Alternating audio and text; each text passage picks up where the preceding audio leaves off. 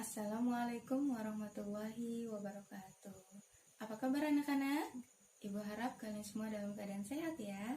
Alhamdulillah saat ini kita masih dapat berjumpa lagi walaupun hanya melalui media online. Dan di saat pandemi COVID-19 ini, Ibu harap tidak menurunkan semangat kalian dalam belajar. Semangat terus belajarnya. Selamat ya, sekarang kalian sudah naik kelas dari kelas 7, sekarang kelas 8. Untuk itu, kalian lebih giat lagi belajarnya. Ibu di kelas 8 ini masih sama seperti kalian waktu di kelas 7 tahun kemarin, masih mengajar pendidikan Pancasila dan kewarganegaraan. Have fun ya belajar dengan Ibu. Ya anak-anak, marilah kita mulai pembelajaran kita kali ini. Kita awali dengan bab pertama kita, yaitu tentang memahami kedudukan dan fungsi Pancasila. Kita akan mempelajari subbab yang pertama, yang A, yaitu tentang arti kedudukan dan fungsi Pancasila. Para pendiri negara Republik Indonesia pada tanggal 18 Agustus tahun 1945 telah menyepakati bahwa dasar negara adalah Pancasila. Istilah Pancasila itu sendiri sudah dikenal sejak zaman Majapahit pada abad ke-14, terdapat dalam buku Nagara Kertagama karangan Prapanca dan buku Sutasoma karangan Tantular. Pancasila dalam bahasa Sanskerta itu berasal dari kata panca yang artinya 5 dan sila yaitu asas atau dasar yang berarti batu sendi yang 5. Dapat juga diartikan sebagai pelaksanaan kesusilaan yang 5. Istilah Pancasila sendiri dalam kenegaraan pertama kali diperkenalkan oleh Insinyur Soekarno dalam sidang BPUPKI. Masih ingatkah anak-anak apa itu BPUPKI? Ya, yaitu adalah Badan Penyelidikan Usaha-Usaha Persiapan Kemerdekaan Indonesia yang dilaksanakan pada tanggal 1 Juni 1945. Menurutnya, Pancasila itu adalah sebagai isi jiwa bangsa Indonesia yang sudah ada turun-temurun namun terpendam dalam bisu oleh kebudayaan Barat. Maka dari itu, Pancasila bukan hanya sekedar dari falsafah negara, tetapi lebih luas lagi bisa sebagai falsafah dari bangsa Indonesia. Menurut Muhammad Yamin, Pancasila itu berasal dari kata panca yang berarti 5 dan sila yang berarti dasar atau alas. Sehingga menurutnya Pancasila adalah sebuah pedoman yang berisikan tentang tingkah laku yang penting dan baik.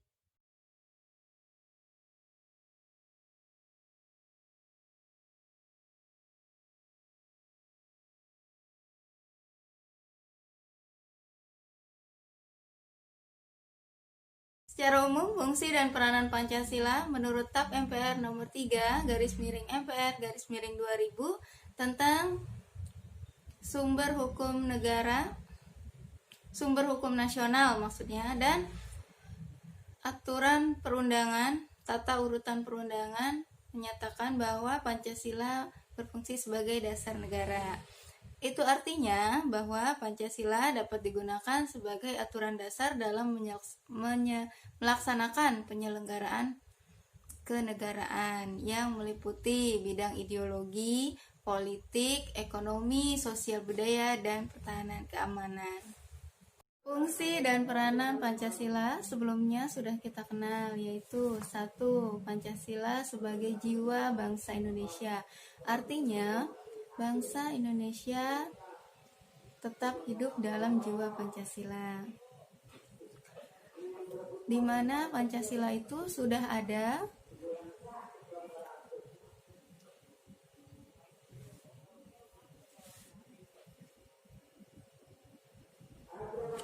Pancasila sendiri sudah ada sejak bangsa Indonesia itu lahir, yaitu sejak proklamasi kemerdekaan. Fungsi yang kedua yaitu adalah Pancasila sebagai kepribadian bangsa Indonesia. Artinya yang memberikan corak khas kepada bangsa kita dan juga memberikan pembeda dari bangsa kita dengan bangsa yang lain. ketiga, Pancasila sebagai sumber dari segala sumber hukum. Artinya, Pancasila berfungsi sebagai sumber dari segala sumber peraturan yang berlaku di Indonesia.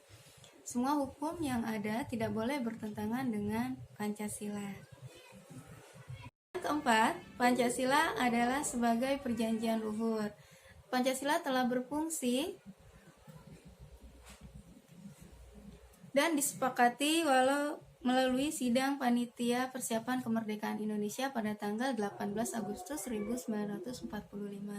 Walau hanya melalui PPKI, sebenarnya PPKI itu adalah suatu badan yang mewakili suara rakyat. Jadi, Pancasila merupakan hasil perjanjian bersama rakyat. Yang kelima, Pancasila sebagai cita-cita dan tujuan bangsa Indonesia. Artinya, Pancasila di sini memiliki fungsi untuk menciptakan masyarakat yang adil dan makmur.